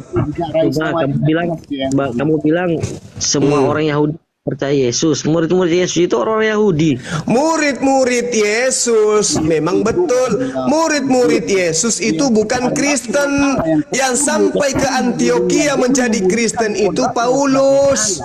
Murid-murid Yesus itu habis dibasmi oleh Paulus. Setelah Paulus membasmi murid Yesus, Paulus mendirikan sebuah sekte bernama Kristen. Baca Kisah Para Rasul 24 nomor 5. Paulus disebut sebagai tokoh dari Nasrani. Iya kan, orang Yahudi kan percaya Yesus. Bukan semua orang Yahudi yang tidak percaya. Orang Yahudi sepercaya-percayanya kepada Yesus, mereka hanya percaya Yesus itu Mesias, manusia yang diurapi, bukan Tuhan. Pak Petrus dan itu orang Yahudi, mereka percaya bahwa Yesus itu Tuhan. Petrus diutus hanya kepada orang Yahudi. Petrus yang Anda maksud itu, Santo Petrus yang ada di Roma itu bukan murid Yesus. Di dalam pengakuan Paulus Galatia 2 nomor 8, Paulus sendiri yang memproklamirkan bahwa Petrus diutus kepada orang Yahudi dan aku diutus kepada non-Yahudi. Berarti Kristen ini adalah pengikut siapa? Pengikut Petrus atau pengikut Paulus? Pengikut Paulus.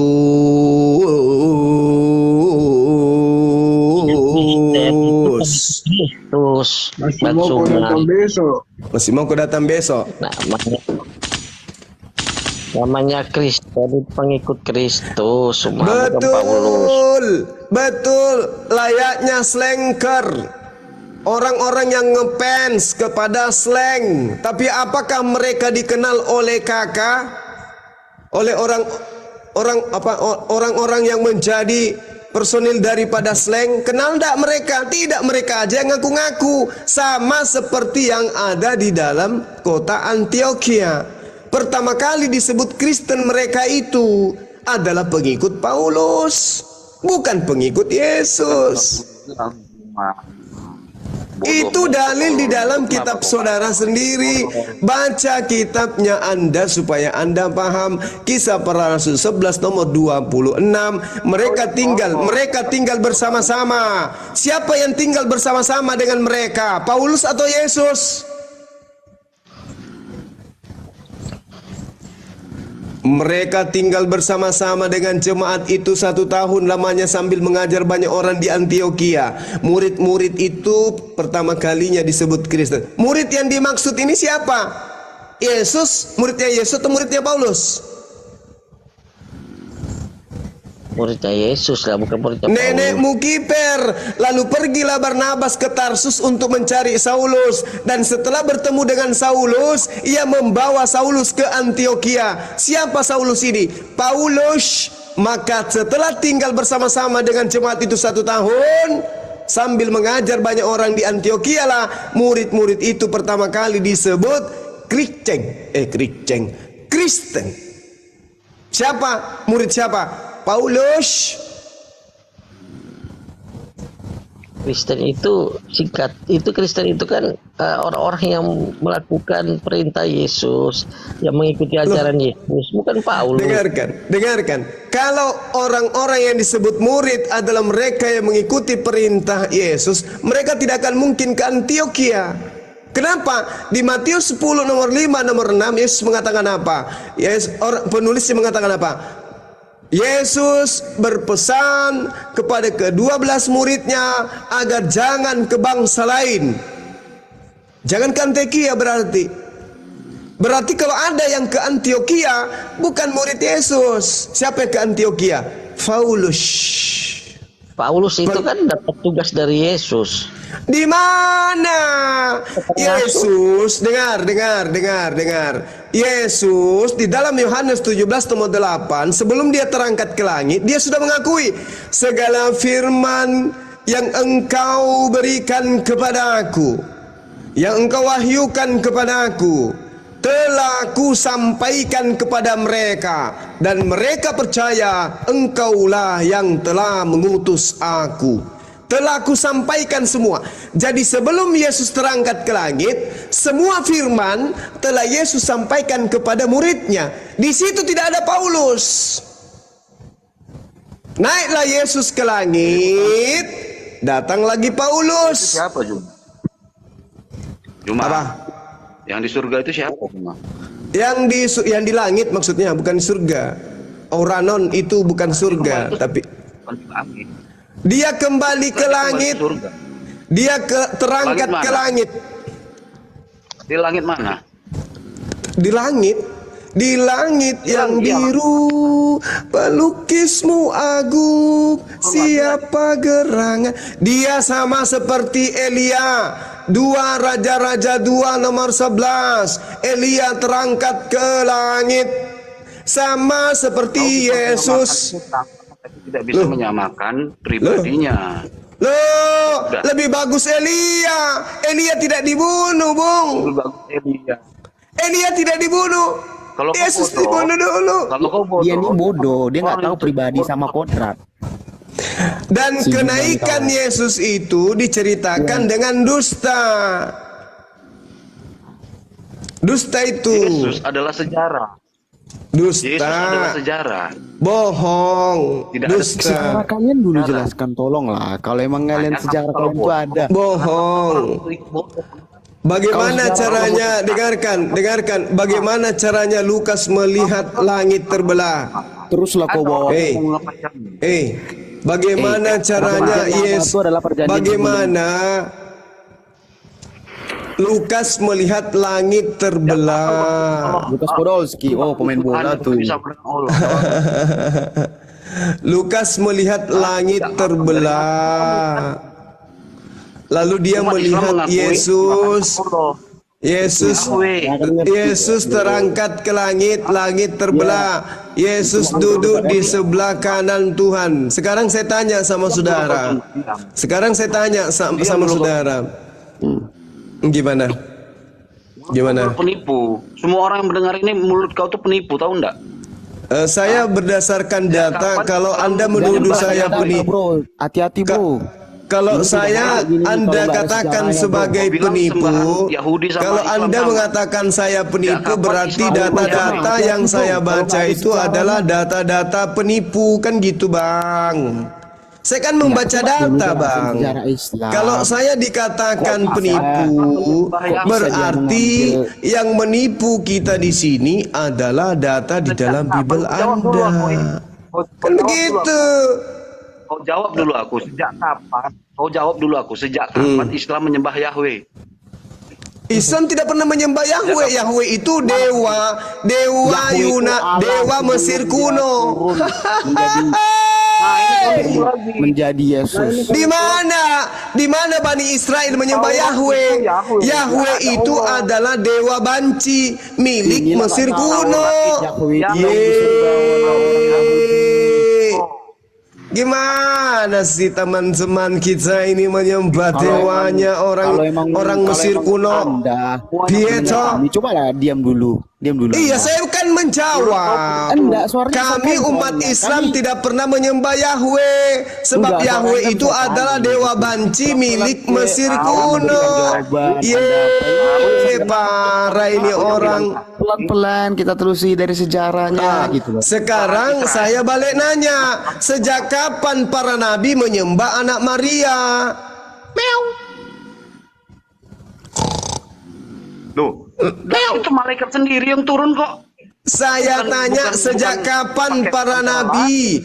Sejak kapan para nabi menyembah anak Maria? Anak Maria ada di abad pertama, sementara para nabi datang sebelum Masehi. Kalian di mana, bro? Abad keberapa kalian? Allahu Akbar. Masya Allah. Masya Allah. Allahu Akbar. Allahu Akbar. Allahu Akbar. Masya Allah. Pada saat Yesus belum ada di atas muka bumi, belum ada satupun manusia yang menyembah Yesus. Hanya orang Roma di Antioquia dan orang Yunani yang menyembah manusia bernama Yesus. Orang Yahudi goblok. Semua murid-muridnya itu dibunuh oleh Paulus, pendiri agama Kristen. Mana keturunan murid Yesus? Suka ini kalau lihat Tritung ini pada emosi sama guru. Lanjut udah. Allahu Akbar, Masya Allah. Bukan kita emosi, kawan satu ini nggak jelas gitu sejarahnya. Lukas menuliskan di dalam Kisah Para Rasul 7:56.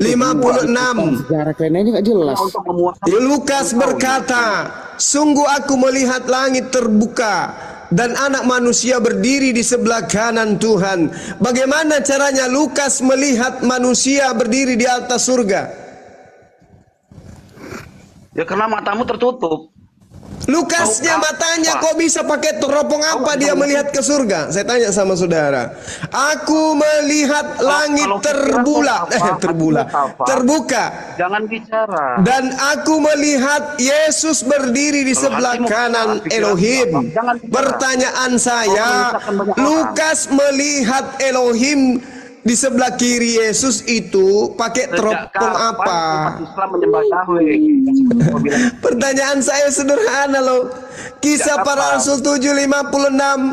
Aku Lukas melihat dan berkata, sesungguhnya aku Lukas melihat langit terbuka dan Yesus berdiri di sebelah kanan Tuhan. Pertanyaan saya, Lukas menggunakan teropong apa kok bisa tembus ke surga? Melihat Allah. Ini ajaran apa iki? Kenapa ada bulan dan sabit di atas masjid? Bisa nggak sih gantian bicara? Halo. Kenapa kesurupan Anda?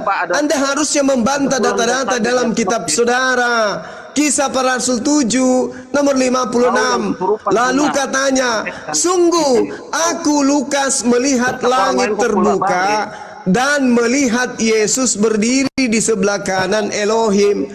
Pertanyaan saya, bagaimana cara Lukas melihat langit terbuka? Dan bagaimana cara Lukas melihat Yesus yang ada di surga? Pakai teropong apa? Oke. Gini. Siapa yang mau jawab pertanyaan Banyuma? Angkat tangan. Mantap, kandaku sudah datang. Siapa ya? Silakan hamba Tuhan yang lain diam dulu ya. Hamba Tuhan mau jawab, silakan. Oke, terima kasih. Nah, ini dalam firman Tuhan dalam Alkitab itu jangankan sampai ke surga. Ada begitu banyak orang-orang yang dipakai Tuhan untuk bisa melihat kedalaman hati orang. Nah, ini bicara hal yang spiritual, hal yang rohani. Apa yang disampaikan oleh Bang Suma tadi itu bicara tentang penglihatan, bahwa dia melihat secara alam roh, bahwa dia melihat langit terbuka. Jadi ini bukan karena pakai teropong, bukan karena mata telanjang begitu. Ini sudah ada campur tangan ilahi lah. Itu jawabannya. Mata batin ya Pak ya, mata batin ya Pak Mbak ya. Ya, kalau kita bisa bandingkan dengan hal-hal yang spiritual, itu kan nggak bisa mau dilihat dengan hati yang udah paham Pak, udah stop. Mata batin dan hal spiritual Bang Juma, silakan. Ya ampun ya Allah ya Karim.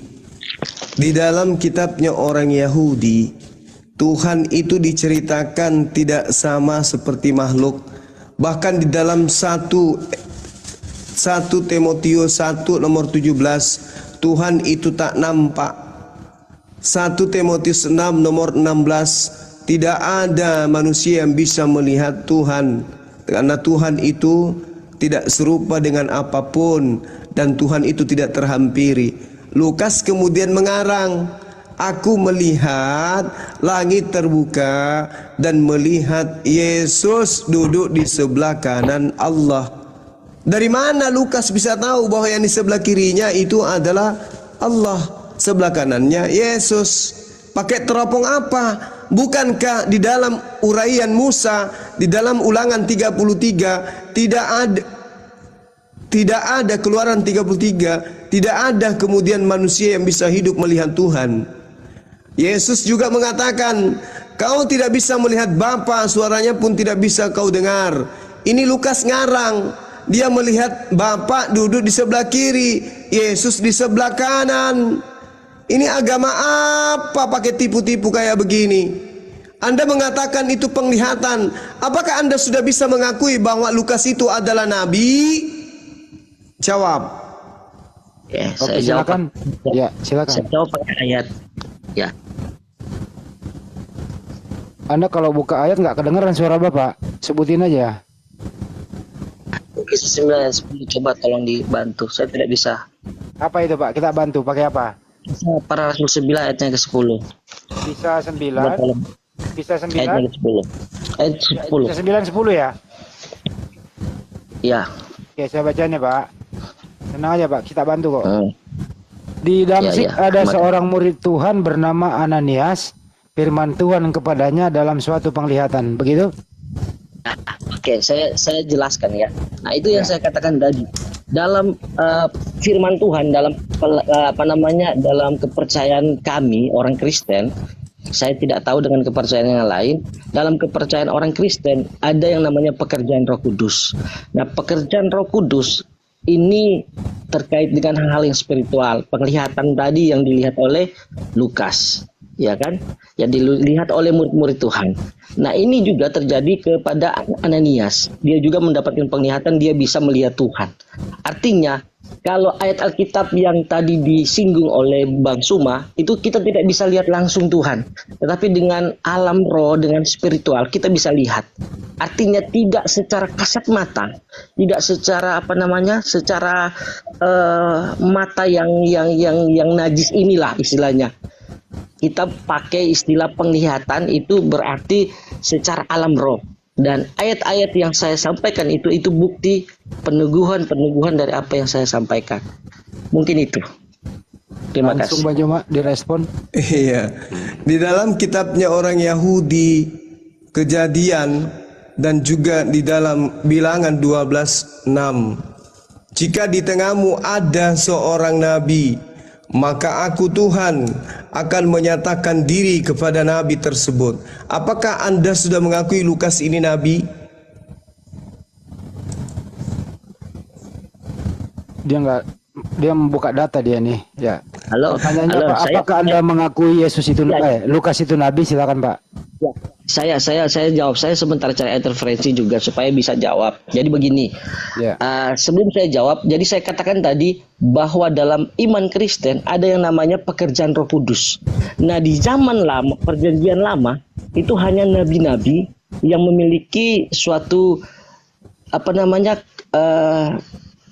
yang memiliki suatu hal yang khusus lah istilahnya. Artinya mereka punya kuasa, punya sesuatu yang spiritual yang lebih tinggi ilmunya. Ya, tapi kalau di perjanjian baru, kalau di zaman Roh Kudus, itu orang-orang yang dibaptis Roh Kudus itu bisa juga mendapatkan sesuatu yang ilahi, sesuatu yang istilahnya yang spiritual, dan itu bisa ada yang sakit sembuh, lumpuh berjalan, hal yang spiritual, hal yang supranatural. Nah, saya kasih ayat. Nggak kedengeran Pak, sebutin aja Pak. Sebutin aja, saya bantuin. 17, 2 Raja-Raja 6 ayat 17. Untuk supaya lebih memperjelas Lukas yang katakan tadi tentang dia melihat langit. 2 Raja-Raja 6 ayat 17. Lalu berdoalah Elisa, ya Tuhan, bukalah kiranya matanya supaya ia melihat. Begitu dan seterusnya, begitu? Ya, jadi itu bicara tentang hal-hal yang surgawi. Nah, waktu itu Elisa dengan bujangnya ini, Elisa melihat bahwa mereka banyak pasukan surga. Tetapi bujangnya itu berpikir bahwa saya tidak lihat apa-apa. Sehingga dikatakan di situ Elisa berdoa agar supaya bujangnya ini bisa dibuka mata batinnya istilahnya lah. Jadi mata rohani dipotong sejenak Pak. Ya. Bang Juba bertanya, apakah Lukas itu nabi sehingga bisa mendapatkan penglihatan seperti nabi lain? Itu saya bilang tadi. Kalau zaman perjanjian lama itu turunan nabi, turunan imam-imam yang istilahnya mereka. Kalau Lukas gimana Pak? Lukas cepat Pak. Kalau Lukas saya jelaskan supaya tidak putus pengertiannya. Karena perjanjian lama dengan perjanjian baru itu punya konektivitas lah, punya hubungan. Jadi kalau perjanjian lama itu turunan nabi itu sudah jelas. Punya cerita. Punya keturunan. Jadi ada keturunan Nabi Elia, itu sudah keturunan, dan mereka itu punya kekhususan dengan Tuhan. Mereka punya hal-hal yang spiritual yang luar biasa. Nah, di perjanjian baru murid-murid Tuhan Yesus itu juga punya seperti hal yang itu, hal yang tadi dikatakan. Cukup Pak, gantian dulu ya. Ya, sudah dijawab Bang Joma. Oke. Jadi Yesus itu mengatakan waspadalah kepada nabi-nabi palsu. Tanda-tanda nabi palsu menurut Yesus itu adalah satu, dia berkata melihat Mesias di padang gurun. Ketika Lukas itu mengaku melihat Mesias Yesus, itu bukti bahwa dia adalah nabi palsu, pengajar palsu. Apabila ada orang berkata kepadamu, lihat Yesus ada di padang gurun, jangan kamu pergi ke situ. Lihat, ia ada di dalam bilik, janganlah kamu percaya. Di dalam Ulangan 18 jelas dikatakan bahwa nabi palsu itu akan mengatakan sesuatu yang tidak pernah difirmankan oleh Tuhan. Di mana ada kemudian firman Tuhan, bukan nabi bisa menyatakan, Tuhan bisa menyatakan diri melalui penglihatannya. Lukas bukan nabi. Di dalam Bilangan 12 nomor 6, lalu Tuhan berfirman, dengarlah firmanku ini, jika di antara kamu ada seorang nabi, maka aku Tuhan menyatakan diriku kepadanya dalam penglihatan. Ini penglihatan ini. Anda mengatakan penglihatan. Apakah Lukas itu nabi? Bukan nabi, tetapi dia mengaku melihat Tuhan. Berarti dia pembohong, berarti dia nabi palsu. 1 Timotius 1 nomor 17, hormat dan kemuliaan sampai selama-lamanya, Raja segala zaman, Allah yang maha kekal, yang tak nampak, yang tak terlihat, yang esa. Amin. Ini siapa yang bohong dengan mengatakan melihat Allah di surga, Allah di surga, duduk di sebelah kirinya Yesus? Pendusta, pembohong. 1 Timotius 6 nomor 16, dialah satu-satunya yang tidak takluk kepada maut, bersemayam dalam terang yang tak terhampiri. Seorang pun tidak pernah melihat dia, dan memang manusia tidak dapat melihat dia. Siapa yang mengaku melihat Bapa di sebelah kirinya Yesus? Pembohong. Makanya orang-orang Yahudi tidak pernah percaya kepada Lukas, Markus, Matius, Yohanes, surah-surah Paulus dan Petrus. Karena kitab-kitab ini adalah kitab-kitab batil, kitab-kitab pendusta, pembohong dan penyesat. Tuhan tidak nampak, Tuhan tidak ada seorang pun yang mampu melihatnya. Tiba-tiba ada orang melihat langit terbelah, lalu melihat Yesus duduk di sebelah kanannya Allah. Berarti dia lihat Allah dong. Pembohong. 2 Korintus 4:18, sebab kami tidak memperhatikan yang kelihatan, melainkan yang tak kelihatan, sebab yang tidak kelihatan adalah sementara, sedangkan yang tak kelihatan adalah kekal. Tidak kelihatan kekal, yang tidak kelihatan itu adalah Allah. Yesus diceritakan duduk di sebelah kanan Allah, menggunakan teropong apa? Teropong pembohong. Itu teropong penipuan. Makanya orang Yahudi tidak pernah memandang sebelah mata kitabnya orang Kristen, tapi tidak memandang sama sekali. Kalau memandang sebelah mata berarti masih dikaji, masih dipelajari. Tidak dipandang sama sekali. Dianggap sampah oleh Bani Israel, kitab-kitab Kristen itu.